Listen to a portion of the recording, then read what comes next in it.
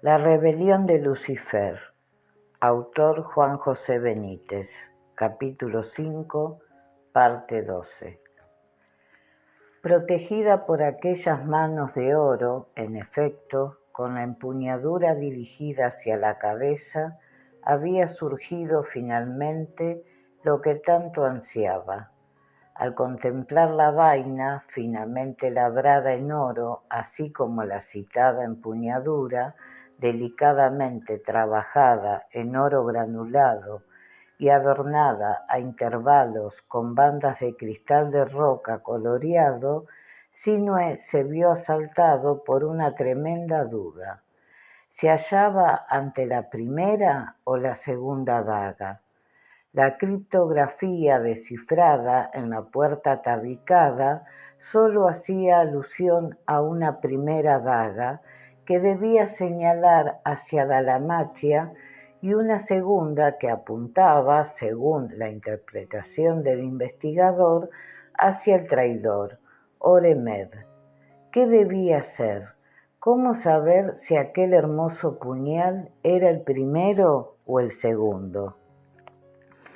Con las piernas doloridas por aquella infernal niebla, Sinué permaneció algunos minutos frente al irritante dilema. Antes de proceder a retirar la daga, estudió su colocación. Observó la empuñadura, estimando que estaba orientada justamente hacia una de las pinturas funerarias que tanto habían llamado su atención, la que representaba a un dignatario faraónico con una especie de palanca negra entre las manos y a punto de efectuar la llamada apertura de la boca del difunto rey, pintado a su vez en forma de momia y frente a dicho alto cortesano. La punta del puñal venía a coincidir con la puerta por la que había tenido acceso a la cámara, y un enjambre de dudas acosó su mente. Suponiendo que aquella daga señalase a Dalmacia, ¿hacia dónde debía encaminarse? ¿Hacia la pared pintada o en dirección a la puerta que había cruzado? Si, en cambio, se trataba de la segunda daga, ¿cuál de los extremos apuntaba al traidor? Confuso, abandonó el túmulo y abriéndose paso entre la blanca y gélida niebla, fue a situarse ante el mural funerario. El resplandor dorado que aún emitían su vientre, torso, brazos y cabeza le permitió repasarla con cierta comodidad. Llegó incluso a tocar la figura del noble egipcio, verificando que efectivamente solo se trataba de yeso coloreado. Aquel personaje desconocido se tocaba con una cofia verde, vistiendo faldellín blanco y cubriendo sus hombros con una llamativa piel de leopardo. Encogiéndose de hombros, dio media vuelta, retornando al catafalco. Una vez más en aquella loca aventura, estaba forzando los acontecimientos, y ese, obviamente, no era el procedimiento más práctico. Sin embargo, mientras arrastraba sus casi insensibles piernas, las palabras de Anubis en relación a Orenbed le hicieron volver el rostro hacia el mural. Los archivos secretos de Urantia te serán abiertos, siempre y cuando sepas vencer al traidor. ¿El traidor? ¿Traidor a quién?, meditó. ¿A Tutankamón? De pronto, en mitad del espeso silencio, sus pensamientos se volvieron contra él advirtiéndole: ¿por qué al recordar la sentencia del chacal había dirigido su mirada precisamente hacia aquel personaje? Aunque a lo largo de la misión se había visto envuelto en otras circunstancias tan críticas como aquella, al comprobar cómo la niebla disolvía ya las estrellas de su vientre, no pudo reprimir un sentimiento de alarma. Si en verdad se hallaba tan próximo a los hombres Pi o a los archivos secretos o a Dalamacia, sus enemigos, quizás las fuerzas integradas por los medianes rebeldes, no le concederían tregua ni cartel. Había que estar más despierto que nunca y, paradójicamente, Sinue notaba cómo las fuerzas se le escapaban por momentos. Jamás se había sentido tan mermado. Sorteando los pequeños remolinos, cada vez más raudos, que abrían la niebla en las proximidades del bloque de cuarcita, se situó frente a la figura yacente del joven rey, y sin pensarlo, tornó la empuñadura de la daga tirando de ella. La vaina dorada, sólidamente sujeta por las manos de la esfinge, no se movió. Sin embargo, la hoja del puñal se deslizó limpia y dócilmente. Con el puño derecho cerrado sobre la guarnición, Sinue, devorado por aquel hielo invisible y por su propia incertidumbre, fue aproximando la daga hasta llegar a la altura de sus ojos. El centelleo de sus estrellas doradas hizo brillar entonces una afilada y puntiaguda hoja de hierro. Todo fue simultáneo. En el cerebro del investigador se disparó una señal de peligro.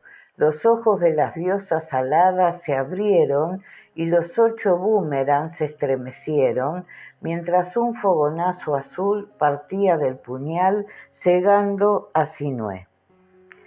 Sin soltar la daga, se echó atrás, llevándose la mano izquierda al rostro.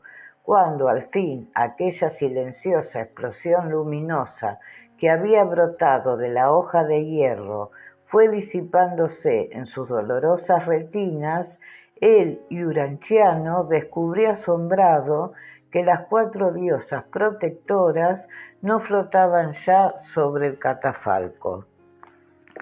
Se volvió mecánicamente y tal y como venía sospechando desde un principio, notó horrorizado que la figura del alto dignatario había desaparecido de la pintura funeraria. En su lugar, también de perfil, aparecía ahora una de las diosas, adornada y provista de 8 alas y otros tantos brazos, sin boomerang. Con el corazón tronando, hizo un primer ademán de aproximarse al muro. Pero un siseo cercano le paralizó.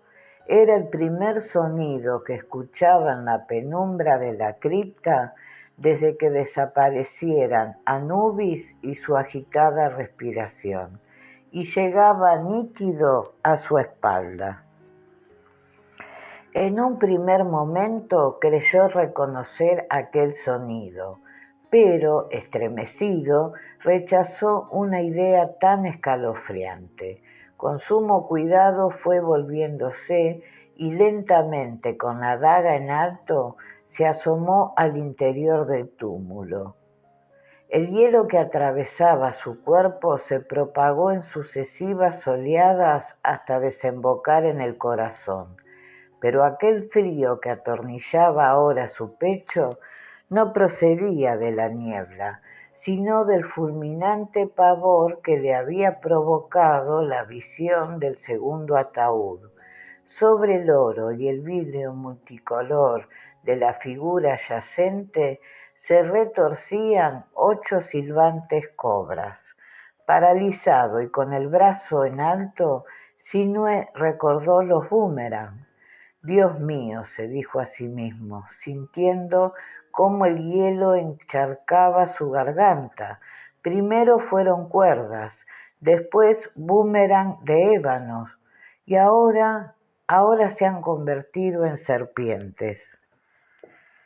Las cobras no tardaron en detectar los efluvios, sin duda cargados de terror, que escapaban de aquel humano incapaz de reaccionar ante la presencia de los venenosos reptiles, y una tras otra fueron incorporándose sobre los vientres, dirigiendo sus negros y penetrantes ojos hacia Sinué. La mitad de los ofidios lucían 3 pequeñas escamas sobre la cabeza, y el investigador comprendió con espanto que se trataba del áspid o víbora de Cleopatra, sumamente peligrosa. En cuanto al resto, excitado por la proximidad del ser humano, se había apresurado a aplastar y ensanchar sus cuellos, mostrándose en toda su macabra magnificencia.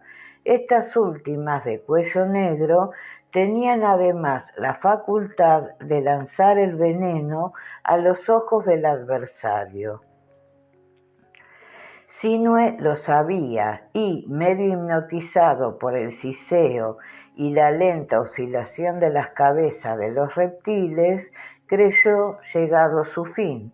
Su último pensamiento fue para Nietiv. ¿Qué habría sido de ella? ¿Seguirá viva? La niebla oscilaba ya al nivel de su cintura y, preso del magnetismo de las pupilas verticales de los ofidios, parecía resignado a morir. Una de las áspides se irguió por encima de sus compañeras y, abriendo las fauces, mostró sus colmillos venenosos. El ataque parecía inminente. Pero en el último segundo, unas fauces más grandes que las de las cobras hicieron presa en las ropas del investigador y, tirando de su cintura, lo derribaron de espaldas, hundiéndolo en el humo lechoso. Mientras caía arrastrado por aquellos dientes desconocidos, tuvo tiempo de ver cómo los reptiles, burlados en el último instante, se deslizaban veloces sobre el filo del sepulcro, sumergiéndose como él en la espesa niebla, empeñados, sin duda, en su persecución. Al tocar el suelo rocoso de la cripta, las fauces le liberaron y Sinue, braceando y sin aire, se revolvió sobre sí mismo en busca de tan oportuno salvador. Pero allí, en el seno de la niebla, la blancura era tal que resultaba cegadora, y no pudo distinguir forma o figura algunas. La carencia total de oxígeno en el interior del humo, unida a la considerable densidad del medio que le obligaba a moverse con gran fatiga y lentitud, forzaron su salida inmediata. Al emerger, descubrió desolado cómo su traje de sueños e ilusiones se había disuelto por completo. Ahora la única claridad existente en la cámara procedía de la niebla que seguía llenando el lugar lenta pero inexorablemente. De momento había evitado el primer ataque de las cobras. No obstante, la imagen de los ofidios zambulléndose en la espesa claridad le hizo temer una nueva acometida, probablemente sobre sus piernas o vientre. Aterrorizado se volvió hacia los 4 puntos cardinales, intentando descubrir los cuerpos de las serpientes, y súbitamente, entre sus muslos, creyó notar el roce de algo más sólido que el humo. Al borde del histerismo, partió entre la niebla, emprendiendo una enloquecida y desesperantemente lenta huida, buscando el punto más alejado del túmulo. Cuando apenas había avanzado un par de metros en dirección al muro que había sostenido los 4 remos de cristal y en cuyo extremo se adivinaba aquel no menos enigmático cuadrado de yeso blanco, su marcha se vio truncada. Sobre la superficie de la niebla, en el centro de 4 de los remolinos que se agitaban frente a él, se destacaron sendos cráneos. Sinué, entre los jirones luminosos, solo distinguió de momento la parte superior de unas oscuras cabezas con unos ojos vidriosos y de amenazadoras pupilas verticales. Las cobras, dedujo estremecido. Pero había algo extraño en aquellas cabezas, apenas apuntadas a ras de la niebla. Presintiendo un nuevo ataque, retrocedió. Al instante, a derecha e izquierda, emergiendo por otros tantos remolinos, descubrió 4 bultos más, 2 a cada lado, idénticos a los que tenía delante. En todos relampagueaban las mismas pupilas verticales, frías y mortales como la niebla que le consumía. Sin otra alternativa, siguió caminando de espaldas hasta que la pared del catafalco le cerró la huida. Sin proponérselo, había vuelto al punto de origen, y al momento los 8 cráneos, como si supieran que su víctima se hallaba acorralada, emergieron sin prisas de entre la niebla, mostrándose a Sinué en todo su horror. Ante nuestro hombre fueron apareciendo 8 cuerpos de más de 2 metros de altura cada uno, aunque sus pupilas eran similares a la de las áspides y víboras de Cleopatra. Se trataba en realidad de fornidos y peludos seres de aspecto humano cubiertos con taparrabos. Sus manos se hallaban armadas con largas uñas y las cabezas cubiertas por impenetrables y oscuras greñas. Sinué los reconoció. Eran 8 de los 9 cautivos que habían escapado misteriosamente del primer sello de la necrópolis real. Aquellos enemigos de Egipto ya habían intentado acabar con su vida cuando se encontraba encerrado en la burbuja mental, pero inexplicablemente se habían alejado de la antecámara, dejando abandonadas las cuerdas y el sello de arcilla.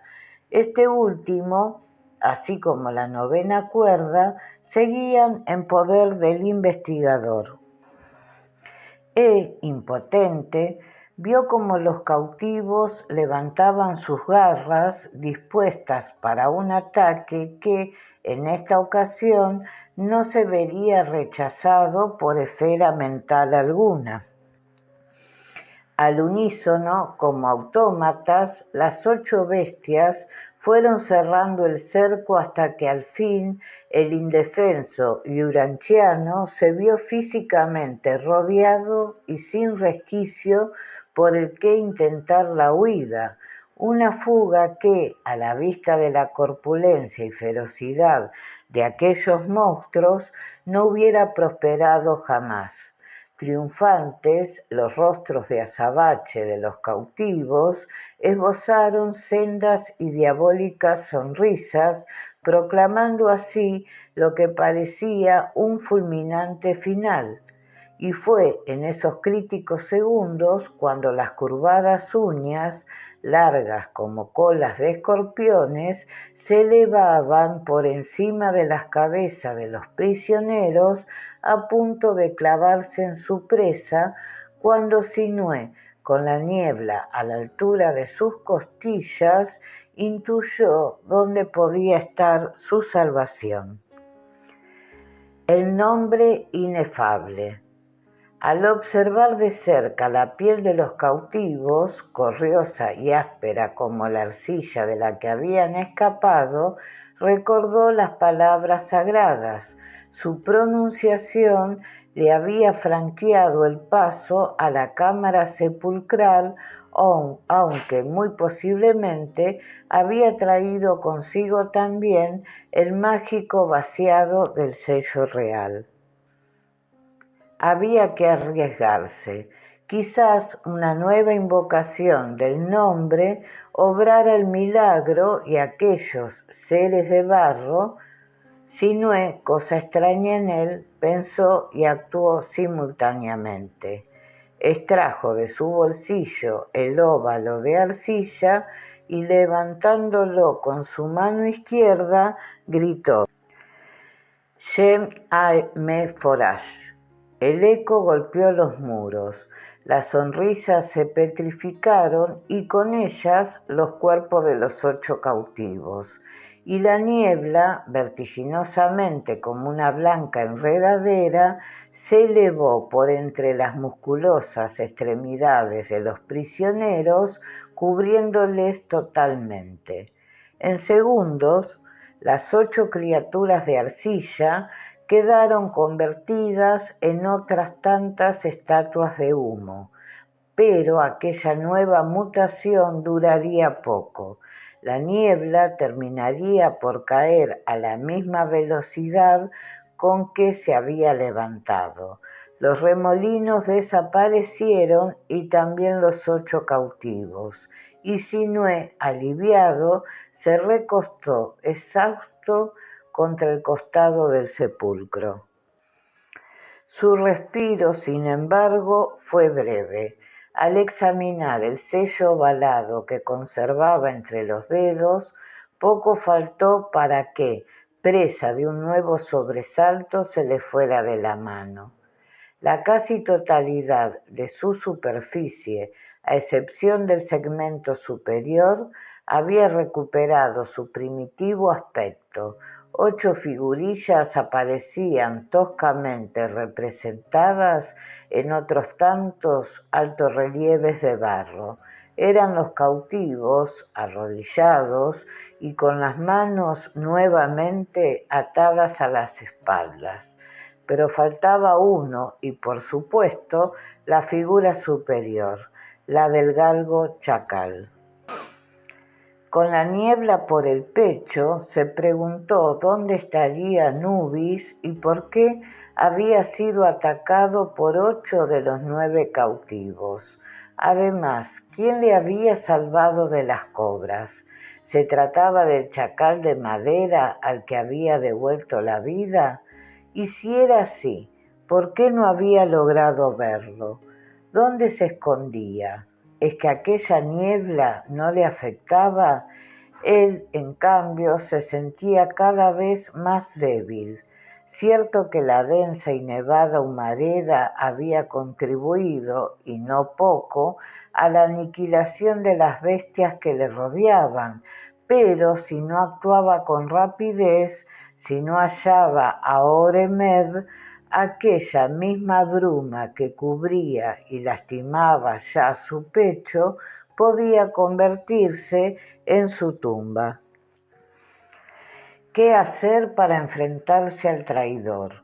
Sinué dirigió una mirada hacia la diosa alada que había ocupado el lugar del enigmático dignatario en la pintura funeraria, planteándose esta y otras incógnitas con una inquietud cada vez más angustiosa. Los hechos, una vez más, vinieron a precipitarse cuando, de improviso, unas manos largas y húmedas cayeron sobre su cuello en un claro afán por estrangularle. Sobresaltado, intentó separarse del catafalco, pero aquellos dedos, como cepos, seguían ahogándole. El sello de arcilla cayó de su mano, perdiéndose en la niebla, y el investigador, en un continuo forcejeo, clavó los dedos, ahora libres, en aquellas garras, más que manos, que seguían cerrándose en torno a su cuello. Con los ojos desorbitados por el pánico, el libre anciano creyó identificar al ser que le atenazaba con el último y noveno cautivo. Su desconcierto y desesperación alcanzarían, sin embargo, la máxima expresión cuando, al llevar su mano izquierda sobre las garras, estas, formadas por un barro húmedo, quedaron semidestrozadas por los dedos de Sinué. Entre estertores observó la palma de su mano, verificando que no estaba equivocado. Allí, entre los dedos, habían quedado porciones de un adobe fresco y rojizo. En una reacción fulminante, descargó la daga de hierro sobre la mano que se cernía en torno a la zona derecha de su cuello, consiguiendo el mismo efecto. El puñal penetró en la garra, pero al ser retirada, en lugar de sangre, la brillante hoja solo arrastró barro. A pesar del evidente deterioro ocasionado en ambas manos, éstas no se dieron un ápice en su objetivo, y Sinué, semidesmayado, empezó a experimentar los signos de la asfixia. Su visión se enturbió y su corazón, bombeando al límite de sus posibilidades, comenzó a flaquear. En un postrer esfuerzo, guiado únicamente por su instinto de conservación, el miembro de la logia hizo acopio de sus escasas fuerzas y tiró de las garras y del ser hacia abajo, buscando la hipotética ayuda de la niebla. Evidentemente, la fantástica criatura no había previsto aquella súbita reacción y se vio arrastrada, en efecto, hacia el interior de la bruma, y las manos y antebrazos, sumergidos así de improviso en el humo de hielo, corrieron la misma suerte que los 8 cautivos. Sencillamente se disolvieron. Sinué, libre de la mortal tenaza, buscó la superficie, pero al emerger frente al catafalco, aquel inseparable compañero de viaje, el espanto, volvió a soplar sobre su helado corazón. Ante él, en pie en el interior del túmulo, se hallaba el alto personaje tan misteriosamente desaparecido del mural funerario, y Sinué, con la niebla rozando ya sus clavículas, comprendió: Oremed, el traidor. Confirmando sus sospechas, el fornido egipcio llevó a cabo una leve inclinación de cabeza al tiempo que extendía sus brazos hacia Sinué. Los antebrazos y manos, efectivamente, habían resultado amputados por la niebla. En los extremos podían distinguirse unos muñones húmedos y rojizos como el resto de la piel del viejo general. Pero, al momento, el barro que formaba el cuerpo de Oremed cobró vida y los muñones se autorregeneraron, renaciendo las mutiladas extremidades. El parcial éxito del iurinchano había resultado infructuoso.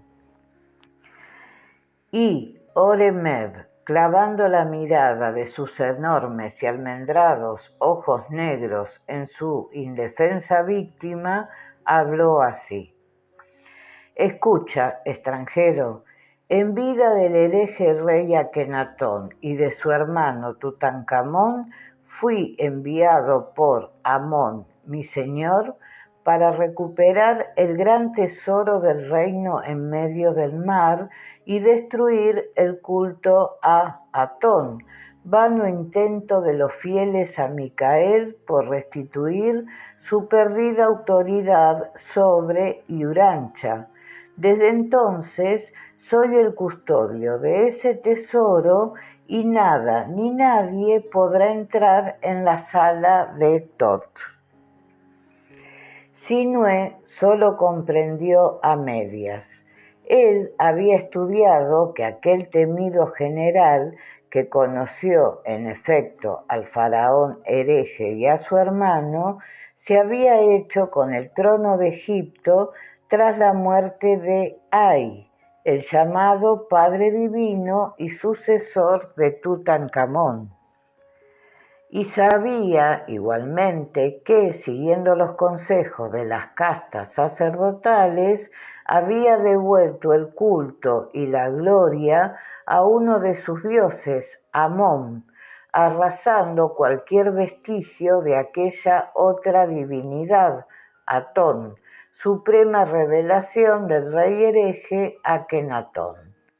Pero, ¿qué significaba todo aquello sobre el gran tesoro y los fieles a Micael? ¿Qué era la sala de Tot? La confusión del investigador conforme escuchaba las palabras de Oremeb fue en aumento. Puedes unirte a Amón, mi señor, concluyó el general, o morir. Elige. Un silencio grave, dramático, como aquellas frases, planeó sobre la cripta, como el preludio de un inminente y no menos dramático desenlace. El cerebro de Sinué, acosado por aquel otro peligro, la ondulante niebla, no respondió. Poco importaba ya la búsqueda de los archivos secretos de Urantia. El humo, en continuo ascenso, no tardaría en alcanzar y sepultar su cabeza. ¿Cómo pensar en la misión cuando su vida tenía los minutos contados?